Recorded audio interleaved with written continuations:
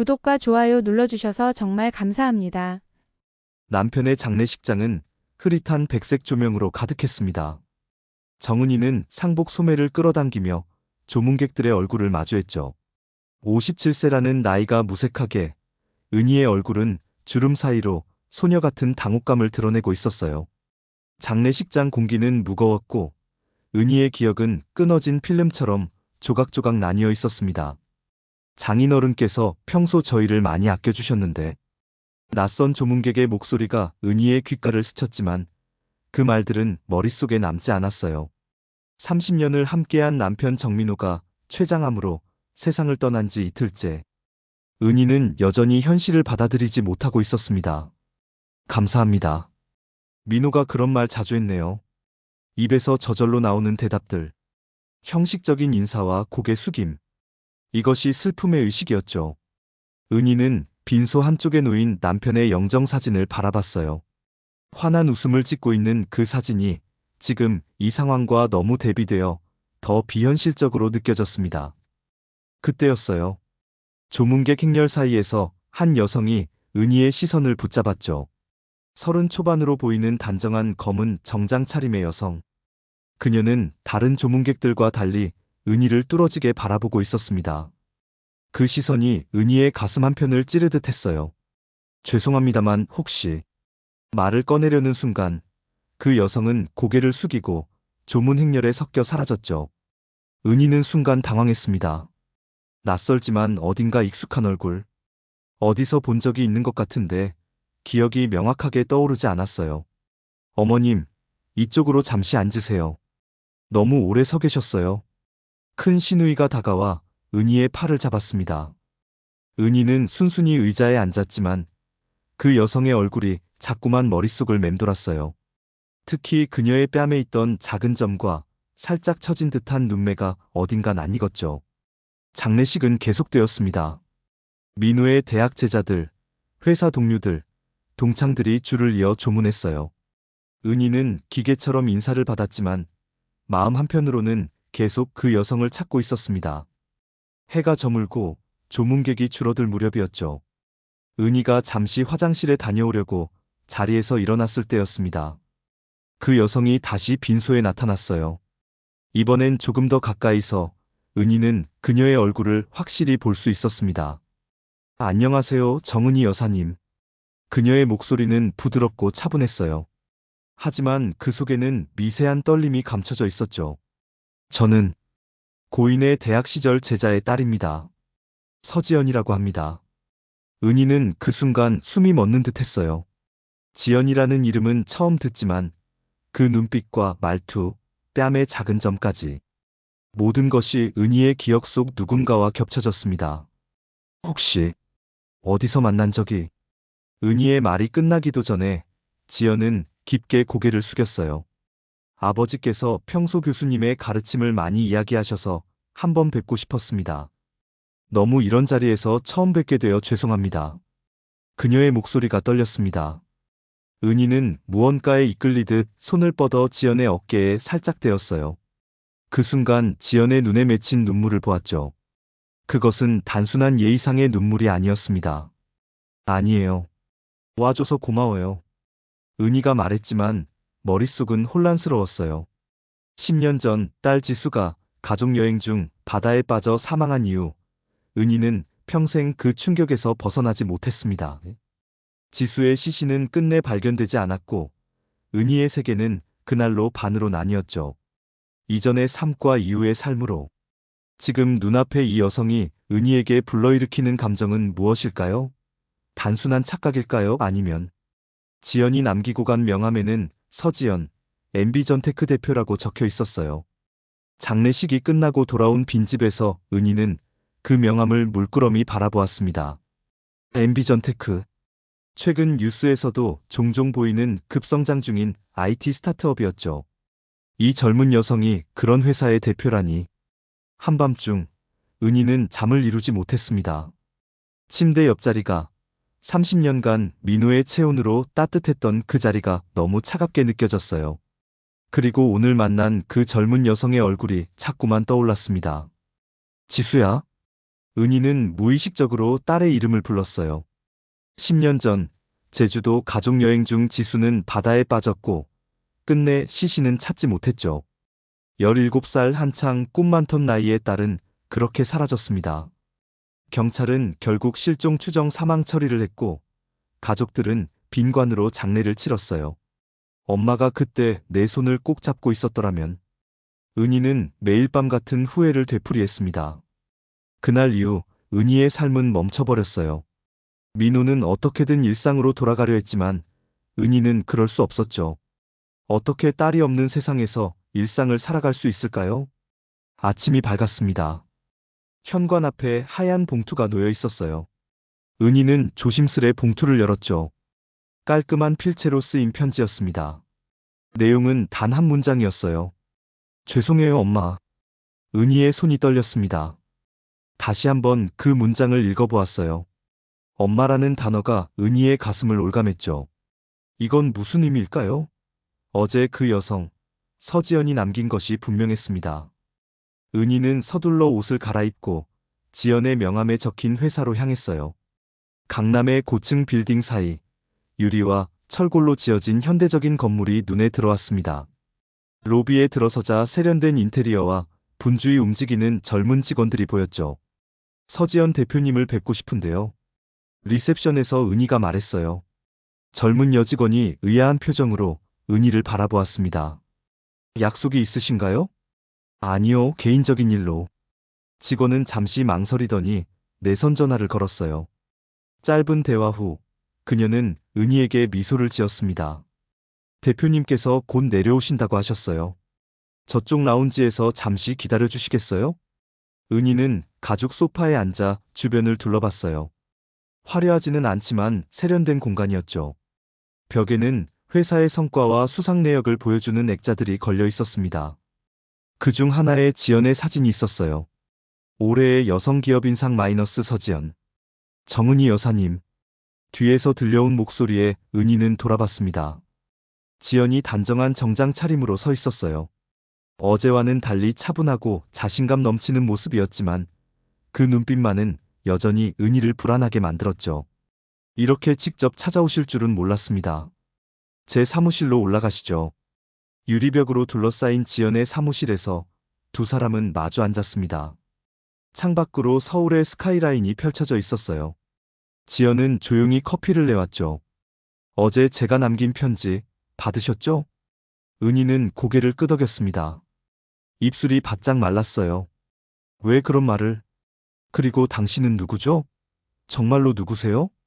지연은 잠시 침묵했습니다. 창밖을 바라보던 그녀의 눈에 슬픔이 깃들었어요. 17살 때 저는 바다에 빠졌어요. 그날 이후로 저는 정지수가 아닌 서지연으로 살아왔습니다. 은희의 귀에 윙소리가 울렸어요. 심장이 미친 듯이 뛰었죠. 손끝이 차갑게 식어가는 느낌이었습니다. 무슨 말도 안 되는 증거가 필요하시죠? 어머니가 데리고 다니던 인형 이름은 포포였어요. 그리고 아버지가 주신 첫 번째 선물은 별이 그려진 은반지였고요. 중학교 때 버스에서 넘어져서 무릎에 생긴 흉터는 아직도 있어요. 은희는 숨을 쉴 수 없었습니다. 그것들은 모두 지수만이 알 수 있는 것들이었어요. 하지만 이게 어떻게 가능한 일일까요? 지수는 10년 전에 사망했습니다. 시신은 찾지 못했지만 모든 증거가 그것을 가리켰어요. 지수야? 정말 너니? 어떻게? 지연하니 지수는 슬프게 미소 지었습니다. 그 미소 속에는 수없이 많은 이야기가 담겨 있었어요. 길고 복잡한 이야기예요, 엄마. 그리고 아버지에 관한 것이기도 해요. 아버지라니. 무슨 뜻이지? 은희의 목소리가 떨렸습니다. 지연하니 지수라고 주장하는 이 여성의 말은 은희의 세계관을 완전히 뒤흔들었어요.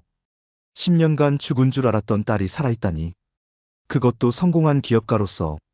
아직은 말씀드릴 때가 아닙니다. 지수는 창밖을 바라보며 말했어요. 그녀의 목소리에는 단호함이 묻어 있었죠. 엄마, 제가 지수라는 것을 증명하려면 시간이 필요해요. 그리고 아버지에 관한 진실도 차차 알게 될 거예요. 하지만 지금은 이 정도로만 해두죠. 은희는 손을 뻗어 지수의 얼굴을 만지려 했지만 지수는 살짝 몸을 뒤로 뺐습니다. 그 순간 은희의 가슴이 찢어지는 듯 했어요. 왜 지금 나타난 거니? 열애 동안 엄마가 얼마나? 지수는 고개를 숙였습니다. 그녀의 어깨가 미세하게 떨렸어요. 죄송합니다. 정말 죄송해요, 엄마. 하지만 이유가 있었어요. 그 이유를 곧 알게 될 겁니다. 은희는 혼란스러운 마음으로 집으로 돌아왔어요. 대문을 열고 들어서는 순간 텅 빈 집이 그녀를 반겼습니다. 남편도 딸도 없는 이 공간. 하지만 이제 모든 것이 달라질 수도 있었어요. 한밤중 은희는 다시 잠을 이루지 못했습니다. 만약 그 여자가 정말 지수라면 지난 10년은 무엇이었을까요? 왜 딸은 자신이 살아있다는 사실을 알리지 않았을까요? 그리고 민호는 이 모든 것을 알고 있었을까요? 다음 날 아침 은희는 결심했어요. 딸의 방을 살펴보기로 한 거죠. 지수가 사라진 후 은희는 그 방을 거의 창고처럼 사용했습니다. 너무 아팠기 때문이에요. 지수의 물건들을 보는 것만으로도 가슴이 찢어질 것 같았죠. 은희는 먼지 쌓인 상자들을 하나씩 꺼내기 시작했습니다. 교복, 책, 일기장. 모두 17살 소녀의 흔적이었어요. 그러다 은희는 작은 보석함 속에서 USB를 발견했죠. 그것은 지수가 늘 목에 걸고 다니던 펜던트처럼 생긴 것이었습니다. 컴퓨터에 USB를 연결하자 하나의 음성 파일이 있었어요. 녹음 날짜는 지수가 사라지기 딱 하루 전이었죠. 은희는 떨리는 손으로 재생 버튼을 눌렀습니다. 이건 내가 나를 위해 남기는 기록이야. 지수의 목소리였어요. 17살 소녀의 맑고 결연한 목소리. 은희의 눈에서 눈물이 흘러내렸습니다. 아빠가 뭔가 숨기고 있어. 용기가 필요해, 지수야. 내가 말하면 아빠는 끝장이야. 하지만 그게 옳은 일이라면 해야겠지? 녹음은 거기서 끝났어요. 은희는 그 짧은 녹음을 계속해서 들었습니다. 민호가 무엇을 숨기고 있었던 걸까요? 그리고 그것이 지수의 사망과 어떤 관련이 있을까요? 은희는 남편의 서재로 향했어요. 민호가 평생 간직했던 서류들과 기록들이 있는 공간이었죠. 그녀는 이전에는 한 번도 관심을 두지 않았던 서류들을 하나하나 살펴보기 시작했습니다. 수시간을 뒤지던 중 은희는 잠긴 서랍을 발견했어요. 서랍장 뒤에 숨겨진 열쇠로 그 서랍을 열었죠. 안에는 프로젝트 오메가라고 표시된 서류 뭉치가 있었습니다. 서류를 펼쳐보니 그것은 민호가 근무했던 제약회사의 비밀 연구 프로젝트에 관한 것이었어요. 은희는 전문 용어들을 완전히 이해할 수는 없었지만 몇 가지 중요한 문구들이 눈에 띄었습니다. 인체 실험, 부작용 은폐, 사망자 3명. 은희의 손이 떨렸어요. 민호는 항상 윤리적이고 원칙을 중시하는 사람이었습니다. 적어도 은희는 그렇게 알고 있었죠. 하지만 이 서류들은 다른 이야기를 하고 있었어요. 지수가 이걸 알게 된 거야? 은희는 중얼거렸습니다. 만약 지수가 이런 사실을 알게 되었다면, 그리고 이를 폭로하려 했다면, 민호는 어떤 행동을 했을까요? 그날 저녁, 은희는 결심했어요. 지연하니 지수를 다시 만나 진실을 요구해야 했습니다. 딸이 살아있다면, 그리고 그것이 민호와 관련이 있다면, 은희는 모든 것을 알 권리가 있었어요. 다음 날 아침, 은희는 다시 MB전테크로 향했습니다.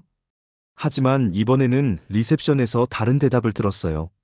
죄송합니다만 서 대표님은 오늘 해외 출장 중이세요. 언제 돌아오실지는 확실하지 않습니다. 은희는 당황했습니다. 지수가 자신을 피하고 있는 걸까요?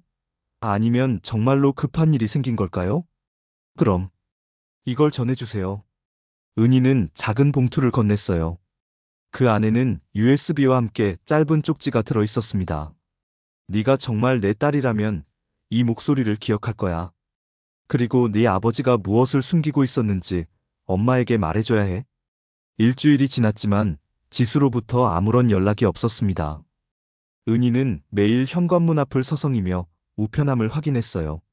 집 전화가 울릴 때마다 심장이 쿵쾅거렸죠. 하지만 기다림은 계속되었습니다. 정말 내 딸이 맞을까? 은희는 의심과 희망 사이에서 흔들렸어요. 지수가 살아있다는 사실은 기적이었지만 동시에 그 뒤에 숨겨진 진실이 두려웠습니다.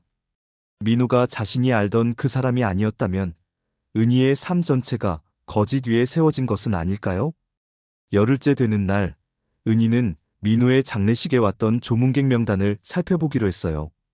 혹시 지수에 관한 다른 단서를 찾을 수 있을지도 모른다는 생각에서였죠.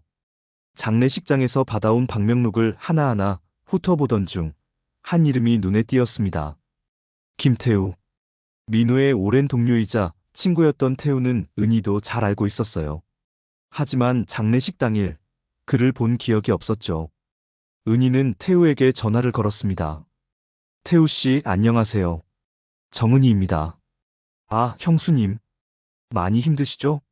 제가 장례식에 못 가서 정말 죄송했습니다. 해외 출장 중이라. 은희는 이상함을 느꼈어요. 방명록에 분명 태우의 이름이 있었는데 그는 오지 않았다고 했죠. 아, 네. 그런데 민호와 관련해서 물어볼 게 좀 있어서요. 시간 괜찮으세요? 태우는 잠시 망설이더니 대답했습니다. 물론이죠. 내일 저녁에 시간 괜찮으세요? 제가 서울로 돌아오거든요. 다음 날 저녁, 강남의 한 조용한 카페에서 은희와 태우가 만났어요. 태우의 얼굴은 피곤해 보였고 눈빛에는 경계심이 깃들어 있었습니다. 형수님, 무슨 일로? 태우 씨, 솔직히 말해주세요. 민호가 제약회사에서 어떤 일을 했는지 알고 계시죠? 태우의 얼굴이 굳었어요. 그는 주변을 둘러본 후 작은 목소리로 말했습니다. 형수님, 그건 위험한 질문입니다. 제 딸이 살아있어요. 지수가 살아 돌아왔어요. 은희의 말에 태우는 놀란 눈으로 그녀를 바라봤죠. 그게 무슨... 열해 전 지수가 바다에 빠진 것은 사고가 아니었을지도 몰라요. 민호가 뭔가를 숨기고 있었어요. 프로젝트 오메가라는 거. 태우 씨도 알고 계셨죠? 태우는 심호흡을 했어요. 그의 손이 떨리고 있었습니다. 형수님, 정말 지수가 살아있다면 조심하셔야 해요. 민호 형이 관여했던 일은 그냥 잊으시는 게 좋을 겁니다. 어떻게 잊을 수 있겠어요? 내 딸이 열해 동안 죽은 줄 알았는데. 태우는 고개를 숙였습니다. 긴 침묵이 흘렀어요. 프로젝트 오메가는 신약 개발 프로젝트였습니다. 특정 유전자 변형을 통한 항암제였죠. 하지만 임상시험 과정에서 문제가 있었어요. 3명의 환자가 사망했고 회사는 이를 은폐하려 했습니다. 은희의 심장이 빠르게 뛰었어요. 이것이 지수가 말했던 그 비밀이었군요. 민호는 그 일에 가담했나요? 태우는 잠시 망설이더니 고개를 끄덕였습니다. 처음에는 반대했어요. 하지만 회사에서 압력을 넣었고 결국 민호 형도 서류 조작에 동의했죠. 그게 형의 가장 큰 후회였습니다. 은희의 세계가 무너져 내렸어요. 민호는 항상 정직함을 중요시했던 사람이었습니다. 적어도 그녀가 알던 민호는 그랬죠. 지수가 그걸 알게 된 거예요? 그런 것 같아요. 형이 그해 제주도 여행을 갑자기 계획한 것도 이상했어요. 평소 같지 않게 서둘러서요. 은희의 온몸이 떨렸습니다. 민호가 의도적으로 딸을... 아니, 그건 믿을 수 없었어요. 지수는 어떻게 살아남은 거죠? 태우는 고개를 저었어요. 그건 저도 모릅니다.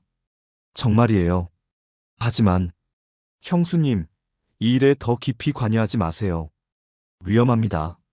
민호 형이 관련된 사람들은 그들은 아직도 이 일이 밝혀지는 걸 원치 않을 거예요. 집으로 돌아오는 길, 은희는 머릿속이 복잡했습니다. 남편이 저지른 일, 딸의 죽음, 그 모든 비밀들. 현관문을 열고 들어서자 은희는 집안에 누군가가 있다는 느낌을 받았어요. 누구세요? 거실 소파에 지수가 앉아 있었습니다. 그녀의 얼굴은 창백했고 눈은 지쳐 보였어요. 엄마, 이제 모든 걸 말해드릴게요. 지수의 목소리는 흔들렸습니다. 그녀의 손에는 은희가 건넸던 USB가 들려 있었어요. 아버지가 저를 죽이려고 했어요. 무슨 말도 안 되는... 은희의 목소리가 떨렸습니다. 지수아니, 지연이라 불려온 그녀는 소파에 깊이 몸을 묻고 있었어요. 그녀의 시선이 바닥을 향했죠. 아버지는 제가 모든 걸 알게 된 걸 눈치챘어요. 프로젝트 오메가에 관한 서류들을 제가 복사해 놓은 것도요. 그날 제주도에서 지수의 목소리가 잠시 끊겼습니다. 그녀는 깊게 숨을 들이쉬고 계속했어요. 아버지가 저를 바다로 데려갔어요. 둘이서만 산책을 하자고 했죠. 파도가 높은 절벽 위였습니다. 아버지가 갑자기 제 어깨를 잡더니 밀었어요. 은희는 숨이 막혔습니다. 그녀의 몸이 얼어붙은 것 같았어요. 민호가 자신의 딸을 해치려 했다니. 그건 도저히 믿을 수 없는 일이었죠. 어떻게 살아남은 거니? 지수는 쓴웃음을 지었어요. 운이 좋았죠. 바다에 빠졌을 때 근처를 지나던 일본 어선이 저를 발견했어요. 의식은 있었지만 심한 뇌진탕으로 기억을 잃었습니다. 그들은 저를 일본으로 데려갔고 거기서 저는 무명의 소녀로 병원에 입원했죠. 은희는 소파에 주저앉았습니다. 이 모든 이야기가 너무 비현실적으로 느껴졌어요. 그런데 왜 돌아오지 않았니? 기억이 돌아왔을 때 지수의 눈에 눈물이 고였습니다. 두려웠어요, 엄마. 아버지가 저를 찾아낼까봐. 게다가 한국에서는 이미 제가 사망한 것으로 처리되었고요. 제 이름으로는 더 이상 살 수 없었어요. 그래서 서지연이 된 거구나. 지수는 고개를 끄덕였어요. 일본에서 한 사업가 부부가 저를 입양했어요. 그들은 자식이 없었고 제게 새 삶을 주었죠. 서지연이라는 이름으로요. 대학도 다니고 창업도 했어요. 하지만 늘 돌아가고 싶었어요, 엄마. 엄마가 보고 싶었어요. 하지만 아버지가 살아있는 한. 은희는 딸의 손을 잡았습니다. 열해의 시간이 두 사람 사이에 놓여 있었지만 그 순간만큼은 그 간극이 좁아지는 것 같았어요. 지수야, 엄마가 너무 미안해. 엄마가 아무것도 몰랐어. 엄마 잘못이 아니에요. 아무도 몰랐어요. 아버지는 완벽하게 보였으니까요. 지수는 자리에서 일어나 창밖을 바라봤어요. 그녀의 실루엣이 저녁 노을의 그림자처럼 드리워졌습니다. 아버지가 돌아가셨다는 소식을 듣고 이제는 돌아와도 되겠다고 생각했어요. 하지만 여전히 두려웠죠. 엄마가 날 어떻게 받아들일지, 내 이야기를 믿어줄지. 은희도 일어나 딸 곁으로 다가갔어요. 어떤 말도 이 순간의 감정을 다 표현할 수 없었습니다. 증거가 있어요, 엄마. 지수는 노트북을 열었어요. 화면에는 오래된 이메일들이 띄워져 있었습니다. 이건 아버지와 제약회사 임원들 사이에 오간 메일이에요. 제가 추락한 후에도 아버지는 계속해서 그 프로젝트에 관여했어요. 그리고 지수는 다른 파일을 열었어요. 병원 기록이었습니다. 이건 제가 일본에서 치료받을 때의 기록이에요. 제 DNA 검사 결과도 있어요. 엄마가 의심하신다면. 의심하지 않아, 지수야. 은희가 말했습니다. 그녀의 목소리는 단호했어요. 네가 우리 딸이라는 걸 엄마는 처음 봤을 때부터 느꼈어. 그 눈빛이.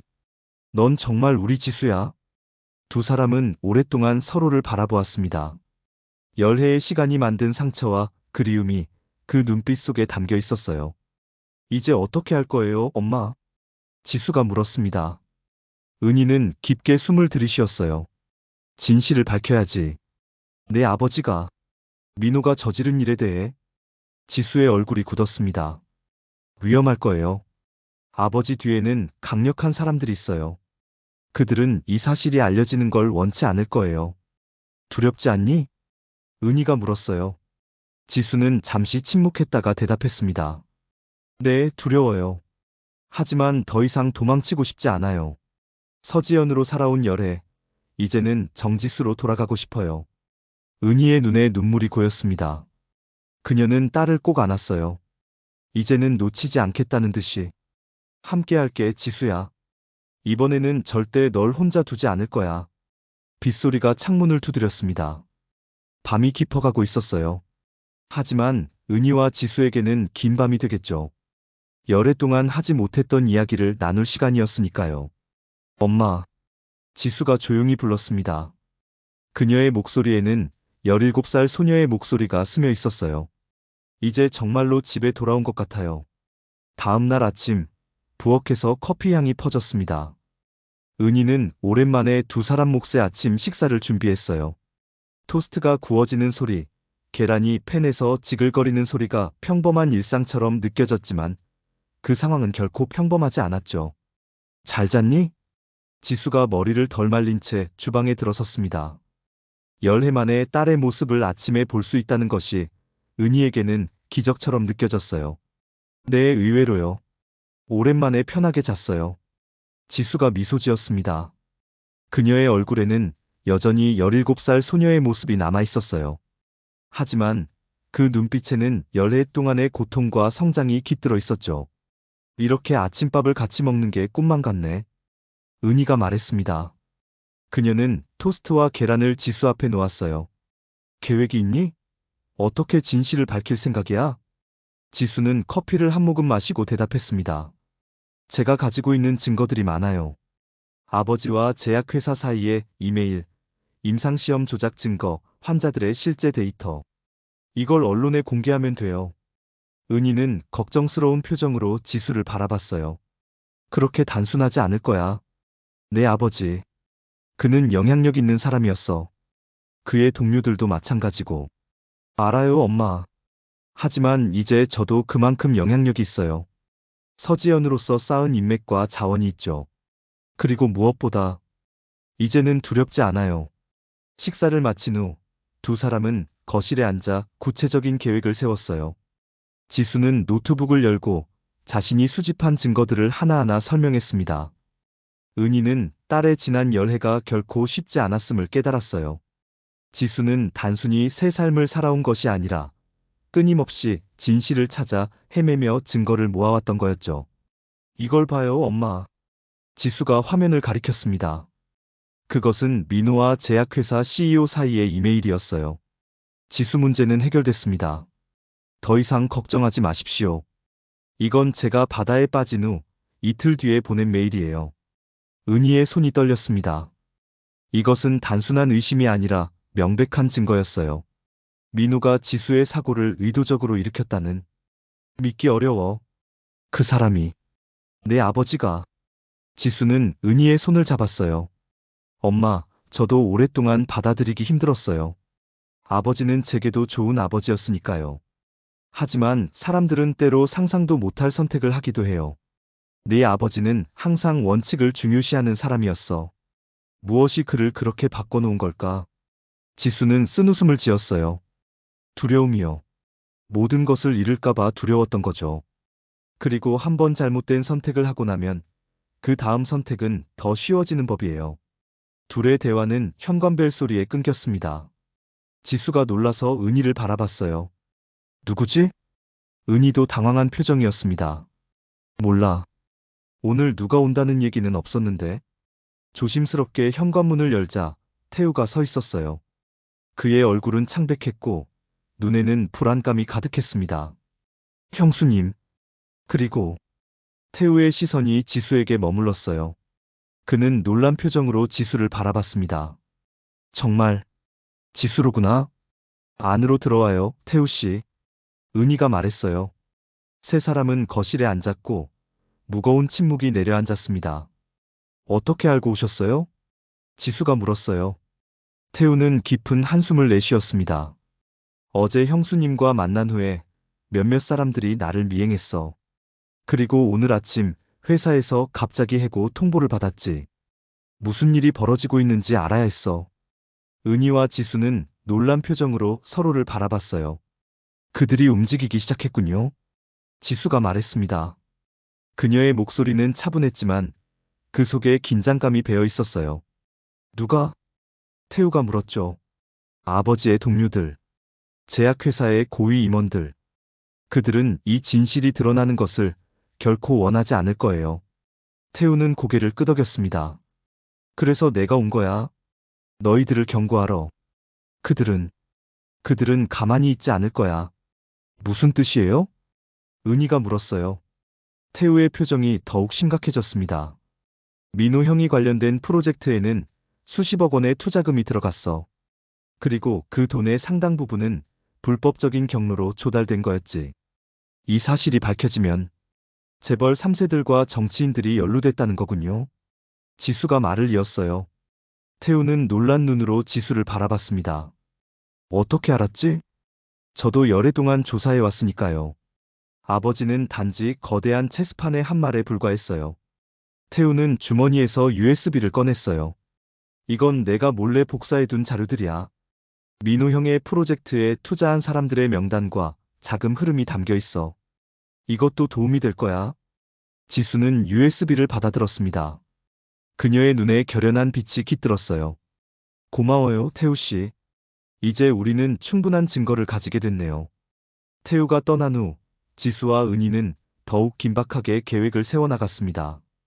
태우가 가져온 USB에는 놀라운 정보들이 담겨 있었어요. 프로젝트 오메가의 배후에는 국내 최대 재벌 그룹의 3세와 여러 고위 정치인들이 연루되어 있었죠. 그들은 불법 임상시험을 통해 신약 개발 과정을 단축시키려 했고, 그 과정에서 발생한 사망자들을 은폐했습니다. 이건 단순한 기업 비리가 아니야. 은희가 화면을 바라보며 말했어요. 그녀의 목소리에는 충격과 분노가 섞여 있었죠. 네, 이건 조직적인 범죄예요.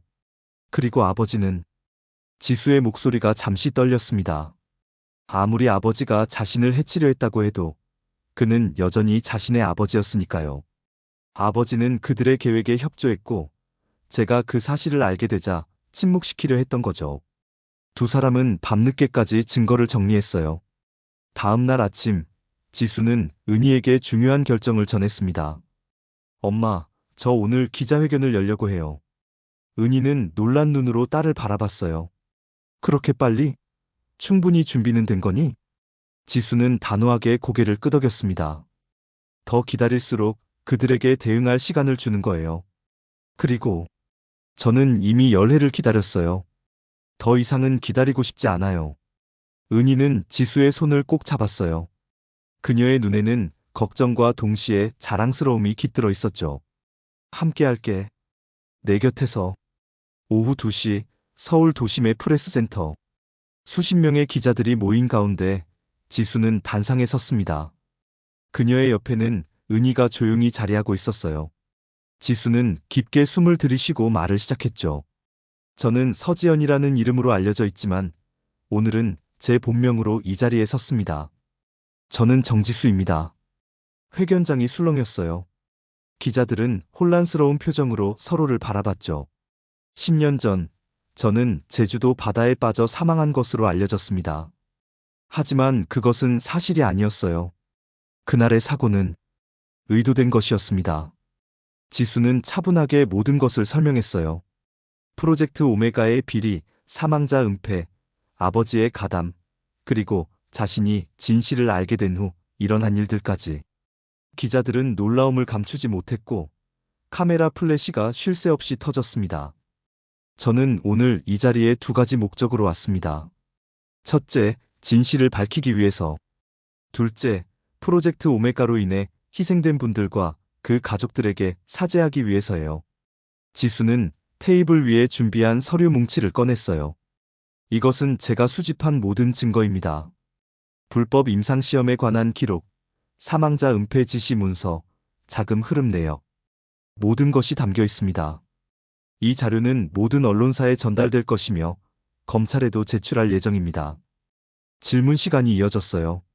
기자들은 쏟아지는 질문을 던졌지만 지수는 모든 질문에 차분하게 대답했습니다. 그녀의 목소리는 흔들림 없이 단단했고 눈빛은 결연했어요. 마지막 질문이 던져졌죠. 정지수 씨, 아버지가 본인을 해치려 했다는 사실을 어떻게 받아들이고 계신가요? 회견장에 침묵이 내려앉았습니다. 모든 시선이 지수에게 향했어요. 그녀는 잠시 생각에 잠기더니 대답했죠. 저는 오랫동안 그 질문과 싸워왔습니다. 분노도 했고 슬퍼도 했어요.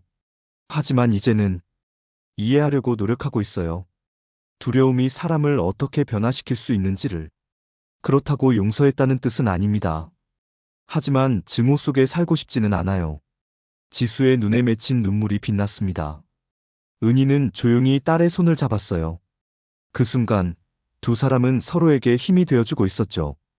회견이 끝나고 지수와 은희는 조용한 카페로 자리를 옮겼습니다. 두 사람 다 지쳐 보였지만 동시에 큰 짐을 내려놓은 듯한 표정이었어요. 잘했어, 지수야. 은희가 딸의 손을 잡으며 말했습니다. 지수는 미소 지었어요. 끝난 게 아니에요, 엄마. 이제 시작인걸요. 검찰 조사, 재판. 아직 갈 길이 멀어요. 알아? 하지만 이제 네가 혼자가 아니란다. 엄마가 항상 내 곁에 있을 거야. 지수의 눈에 눈물이 고였습니다. 열애 동안 혼자 견뎌왔던 시간, 그 고독과 두려움이 이제야 풀어지는 것 같았어요.